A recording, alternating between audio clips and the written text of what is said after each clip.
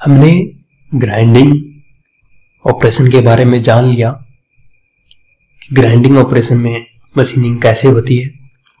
Grinding operation में एक grinding wheel जिसमें ढेर सारे एब्रेसिव्स होते हैं को वर्कपीस के अगेंस्ट फीड मोशन दी जाती है।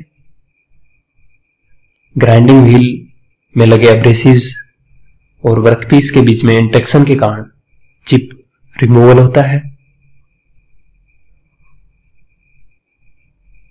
और अब हम various elements of grinding wheel के बारे में पढ़ने वाले हैं, जिनमें हम एब्रेसिव्स, बॉन्ड्स एंड स्ट्रक्चर के बारे में पढ़ेंगे। Grinding wheel is a multi-point cutting tool that is having abrasive particles which are bonded together and so forming a structure।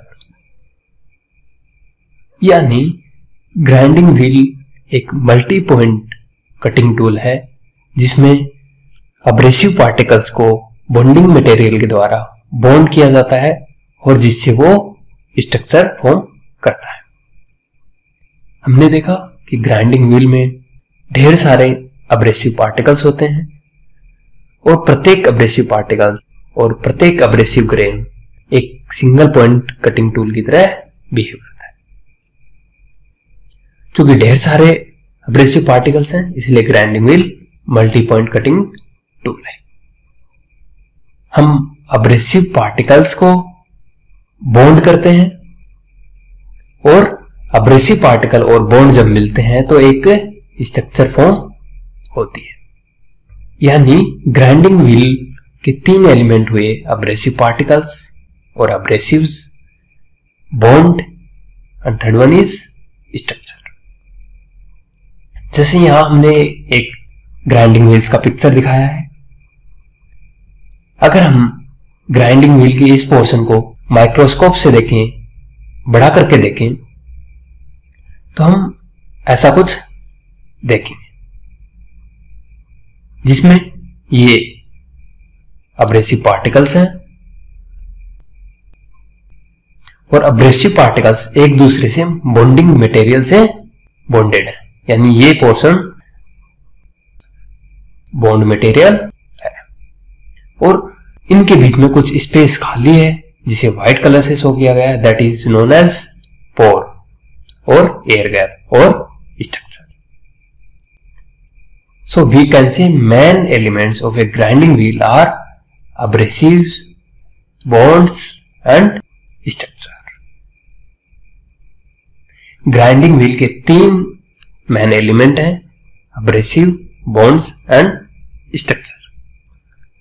हम ग्राइंडिंग व्हील के मेन एलिमेंट्स के बारे में जानने से पहले ग्राइंडिंग व्हील बनता कैसे है, उसकी मैन्युफैक्चरिंग कैसे होती है, ये जानने की कोशिश करते हैं। अब्रेसिव और बॉन्डिंग मटेरियल ग्राइंडिंग व्हील के दो इंग्रेडिएंट्स हैं। हमने देखा ग्राइंडिंग व्हील अब्रेसिव और बॉन्डिंग मटेरियल से मिलकर बनाया जाता है। ये दोनों और इनसे किस तरह ग्राइंडिंग व्हील बनाया गया है, ये ग्राइंडिंग व्हील के 5 फंडामेंटल पैरामीटर्स को तय करता है। ये पैरामीटर्स हैं abrasive material, grain size, bonding material, wheel grade and wheel structure। तो ये 5 जो पैरामीटर हैं इनको हम बाद में पढ़ेंगे। पहले हम ये जानते हैं कि ग्राइंडिंग व्हील बनता कैसे। तो सबसे पहले जो अब्रेसिव मटेरियल होता है विच कैन बी नेचुरल और आर्टिफिशियल, तो जो अब्रेसिव मटेरियल है उसे सबसे पहले क्रशिंग मिल्स में क्रश करने के लिए भेजा जाता है। क्रशिंग मिल में क्रश करने के पश्चात हमें डिफरेंट साइजेस के ग्रेन्स का मिक्सचर मिलता है। उस मिक्सचर को फिर सीव्स सेटअप में भेजा जाता है। यानी एक सेटअप है जिसमें डिफरेंट टाइप ऑफ सीव्स लगी हुई है। इस सेटअप में डिफरेंट मैसेज की स्क्रीन्स लगी रहती हैं। यानी जैसे ये स्क्रीन है, इस स्क्रीन में नंबर ऑफ मैसेज है वो अलग होंगे इसकी तुलना में। तो ये जो मिक्सर है ये यहाँ पोर किया जाता है और इन स्क्रीन्स की सहायता से डिफरेंट ग्रेन्स वो सॉर्ट आउट कर लिए जाते हैं। जब हमने कास्टिंग पढ़ा तो कास्टिंग में भी मोल्डिंग सैंड या फेसिंग सैंड का सीव टेस्ट किया जाता है। तो यहाँ डिफरेंट मैसेज की स्क्रीन्स है और उन से निकलने वाले ग्रेन्स को सॉर्ट आउट कर लिया जाता है। इस सीव सेटअप से हमें एब्रेसिव मिलेंगे विद सॉर्टेड ग्रेन्स, यानी हमें डिफरेंट ग्रेन साइज के एब्रेसिव ग्रेन्स मिल जाएंगे। जो एब्रेसिव्स हमें मिले हैं उनमें से हम किसी एक निश्चित साइज के ग्रेन्स को लेंगे और उसमें बॉन्डिंग मटेरियल ऐड करेंगे। कई बार हम वाटर भी ऐड करते हैं और ये जो कंप्लीट मिक्सर बनेगा इस मिक्सर को मोल्ड में भेजा जाता है for moulding in the desire shape. Mould में इसे जैसी भी हमें डिजायर शेप चाहिए, अगर व्हील शेप चाहिए, कप शेप चाहिए, जैसी भी शेप चाहिए वैसी शेप के मोल्ड में इन्हें मोल्ड कर दिया जाता है। उसके पश्चात हमें मोल्डेड व्हील मिलेगा जो भी आपकी डिजायर शेप है उसका। Then this moulded wheel is allowed to dried up. इसे सूखने दिया जाता है, ड्राई होने दिया जाता है और उसके बाद इसे किलन यानी फर्नास में बेक होने के लिए भेज दिया जाता है। That mean this moulded wheel after drying is heated to a predefined temperature. Temperature is kept near about 200 degree Celsius. After this, we get ready grinding wheel. जब रबर बॉन्डेड मटेरियल के ये एब्रेसिव्स बनाए जाते हैं तो उन्हें mould में न भेजकर प्रेस के द्वारा एक साइज दी जाती है और डिजायर्ड शेप के लिए पंचिंग के द्वारा उन्हें काटा जाता है और फिर उन्हें ड्राइड होने के बाद में फ्रांस में बेक होने के लिए भेज दिया जाता है। तो इस तरह हमने जाना कि एब्रेसिव्स को सबसे पहले क्रशिंग मिल्स में क्रश करने के लिए भेजा जाता है, जिसके पश्चात हमें डिफरेंट साइज के ग्रेन्स मिलते हैं, उन्हें हम सीव्स या स्क्रीन्स के माध्यम से सॉर्ट आउट कर लेते हैं। फिर किसी भी निश्चित ग्रेन साइज को बॉन्डिंग मटेरियल के साथ और पानी लेकर मिलाया जाता है और फिर उन्हें एक मोल्ड में डिजायर्ड शेप में लाया जाता है। मोल्डेड व्हील को सूखने दिया जाता है और फिर उन्हें एक निश्चित टेम्परेचर पर हीट किया जाता है और हमें रेडी ग्राइंडिंग व्हील मिल जाता है। अब हम सबसे पहले एब्रेसिव्स के बारे में चर्चा करते हैं। Abrasives are sharp crystals or substance that is used in grinding or polishing operation. Different workpiece को ग्राइंड करने के लिए डिफरेंट एब्रेसिव मटेरियल काम में लिए जाते हैं। ग्राइंडिंग व्हील बनाने में काम आने वाले एब्रेसिव में हाई हार्डनेस होनी चाहिए, हाई टफनेस होनी चाहिए, हाई वियर रेजिस्टेंस और फ्रेबिलिटी भी होनी चाहिए। हम जानते हैं कि हार्डनेस, टफनेस, वियर रेजिस्टेंस सभी कटिंग टूल मटेरियल की रिक्वायरमेंट है। वहीं ग्राइंडिंग व्हील में फ्राइबिलिटी भी होनी चाहिए।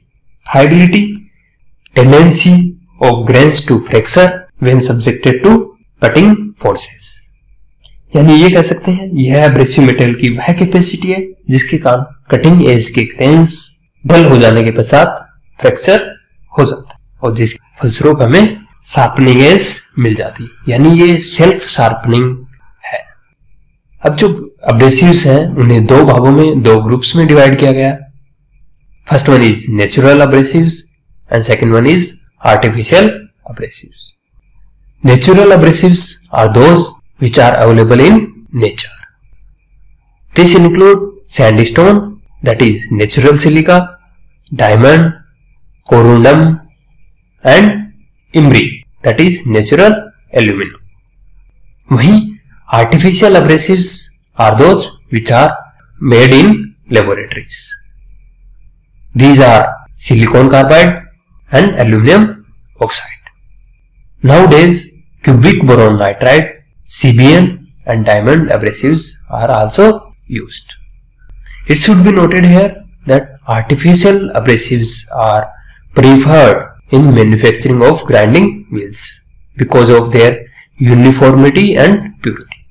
जब abrasives को रिप्रेजेंट करते हैं तो symbol A is used for aluminum oxide, C is used for silicon carbide, D is used for diamond and B is used for cubic boron nitride. These are pictures of different abrasives. This is natural silica. This picture is of corundum. This picture is of emery. This is aluminum oxide and this is silicon carbide and this is cubic boron nitride. Now bonding material. Sometimes it is also called as bond. A bond is a adhesive material and it is used to hold abrasive particles together. Bond एक adhesive material है जो abrasive particles को hold करने के काम में आता है, होल्ड करने के काम में आता है, इसीलिए ये टूल होल्डर की तरह वर्क करता है. There are different type of bonds: vitrified, silicate, shellac, resinoid, rubber, oxychloride. अब हम वन बाय वन एक एक बॉन्ड के बारे में जानते हैं. विट्रीफाइड बॉन्डिंग मटेरियल और विट्रीफाइड बॉन्ड, इसे V सिंबल के द्वारा बताया जाता है. विट्रीफाइड बॉन्ड क्ले और फेल्सपार से मिलकर बनाया जाता है. अब्रेसिव पार्टिकल्स को क्ले और फेल्सपार के साथ मिक्स कर दिया जाता है. This bond gives us good strength and also good porosity. अच्छी स्ट्रेंथ और पोरोसिटी होने के कारण ये हाई स्टॉक मटेरियल को रिमूव करने में भी काम आता है और ये मोस्टली यूज्ड बॉन्ड है. यानी विट्रीफाइड बॉन्ड सामान्य तौर पर बहुत अधिक काम में लिया जाता है, लेकिन इसके कुछ डिसएडवांटेज भी हैं, जैसे ये हीट, वाटर, ऑयल, एसिड से सेंसिटिव है और इसकी इंपैक्ट एंड बेंडिंग स्ट्रेंथ बहुत कम है. Now silicate bond. Silicate bonds are made by mixing abrasive particle with silicate and soda or with water glass. Abrasives को सोडियम सिलिकेट मिलाकर बनाया जाता है. This will exhibit waterproofing property, so can be used with coolant. Now shellac bond, इसे E से represent किया जाता है. ये बॉन्ड शेllac मटेरियल को अब्रेसिव से मिलाकर बनाया जाता है. इस बॉन्ड में अन्य बॉन्ड्स की तुलना में सेम स्ट्रेंथ के लिए ग्रेटर इलास्टिसिटी होती है. शेllac बॉन्ड वाले ग्राइंडिंग व्हील को हार्डन्ड स्टील की कूल कटिंग में, चिल्ड आयरन की फिनिशिंग में, cast iron, steel roll, hardened steel, cam and aluminium pistons की फिनिशिंग में काम में लिया जाता है. नाउ रेजिनॉइड बॉन्ड, इसे कैपिटल लेटर V से डिनोट किया जाता है. इस बॉन्ड को सिंथेटिक रेजिन जैसे बैकेलाइट, रेडमेनॉल को अब्रेसिव्स के साथ मिलाकर बनाया जाता है. इन व्हील में अच्छी ग्राइंडिंग कैपेसिटी होती है और ये प्रिसीजन ग्राइंडिंग के काम में लिए जाते हैं. Next one is rubber bond, जिसे कैपिटल R से डिनोट किया जाता है. रबर बॉन्ड अब्रेसिव को प्योर रबर या सल्फर के साथ मिलाकर बनाया जाता है और ये सबसे ज्यादा फ्लेक्सिबल होते हैं, साथ ही मोर रेजिलेंट होते हैं और ये भी प्रिसीजन ग्राइंडिंग के लिए यूज किए जाते हैं. लेकिन इनका डिसएडवांटेज है कि ये हीट रेजिस्टेंट कम होते हैं. Next one is oxychloride bond, इसे O से डिनोट किया जाता है. इस तरह के बॉन्ड को मैग्नीशियम के ऑक्साइड और क्लोराइड में अब्रेसिव्स को मिलाकर बनाया जाता है. ये जनरली जो डिस्क व्हील होते हैं उनकी मैन्युफैक्चरिंग में काम में लिया जाता है. यहां सबसे ज्यादा इंपॉर्टेंट ध्यान रखने वाली बात यह है कि हमें इनके कोड्स भी याद रखने हैं. तो हमने देखा विट्रीफाइड को V से, सिलिकेट को S से, शेllac को E से. सिलिकेट में हमने S यूज कर लिया है तो शेllac में E4E, रेजिनॉइड में B से, रबर में आर, रबर में ऐसे याद रख सकते हैं, रबर में 2 बार आर आता है तो इसलिए आर। ऑक्सीक्लोराइड को ओ से रिप्रेजेंट करते हैं। ग्राइंडिंग व्हील का तीसरा एलिमेंट है स्ट्रक्चर। ग्राइंडिंग व्हील में अब्रेसिव ग्रेन्स पैक्ड नहीं होते, abrasive grains through out distribute होते हैं, तो इनके बीच में कुछ स्पेस भी बच जाता है। तो जो रिलेटिव स्पेसिंग है that is known as structure, या ये कह सकते हैं स्ट्रक्चर ग्रेन स्पेसिंग को रिप्रेजेंट करती है। ग्रेन्स के बीच में खाली स्थान जो बच गया है वो स्ट्रक्चर कहलाता है। इसे ग्राइंडिंग व्हील के फेस के यूनिट एरिया में कितने नंबर ऑफ कटिंग एजेस हैं, साथ ही ग्रेन्स के बीच में जो स्पेस है वो कितना है और उसकी साइज क्या है, यानी number and size of void spaces between grains, इन दोनों के द्वारा इसे स्ट्रक्चर को डिनोट किया जाता है। जो स्ट्रक्चर का प्राइमरी पर्पज है that is to provide chip clearance, chips को क्लियरेंस देना। इसके साथ साथ ये कूलेंट को भी स्पेस प्रोवाइड करती है, यानी प्रॉपर कूलिंग में हेल्प करती है। ये ग्राइंडिंग व्हील की लोडिंग को अवॉइड करने में भी हेल्प करती है। स्ट्रक्चर 2 तरह की हो सकती हैं, ओपन और डेंस। अगर हम इस पिक्चर को देखें तो यहां जो ये ब्लैकिश कलर से दिखाए गए हैं दैट आर ग्रेन्स, एंड जो ब्लू कलर से है दैट इज बॉन्ड। और ग्रेन्स और बॉन्ड के बीच में जो स्पेस बच गया है, ये जो स्पेस बचा है ये वाला, ये this space is known as structure. तो यहां हमने 3 अलग अलग स्ट्रक्चर के फिगर दिखाए हैं। तो जहां ग्रेन्स कम है और उनके बीच की स्पेसिंग ज्यादा है that structure is known as open structure. और इस चित्र में नंबर ऑफ ग्रेन्स ज्यादा है तो उनके बीच में रिलेटिव स्पेसिंग कम है, so the structure of this like is known as dense structure and this is medium. The coding of dense और open structure is given by grain content or volume percentage of grains. That means if there is 62% of grain content, or we can say more number of grain, then structure is dense and represented by 0. And if grain content or volume percentage is lesser, that is 34, it means it is open structure and it is represented by 14. So we can say the structure is represented by code 0, 1, 2, 3, etc. And 0 represent dense while 14 represent open. So as we go from 0 to 14, the structure rise from dense to open. So here we have shown type of structure that may be dense and open, and structure code which is represented by digits. Dense structure is 0, 1, 2, 3, 4, 5, 6, 7, 8, while open is from 9, 10, 11, 12. This way open structure is going to increase. जो soft material है, tough material है या ductile materials हैं, उनमें और अगर हमें heavy cuts लगाने हैं उसके लिए ओपन स्ट्रक्चर वाला ग्राइंडिंग व्हील चूज करना चाहिए। वहीं अगर मटेरियल हार्ड है, ब्रिटल है या हमें फिनिशिंग कट लगाने हो तो उसके लिए टेंस स्ट्रक्चर का ग्राइंडिंग व्हील सिलेक्ट करना चाहिए।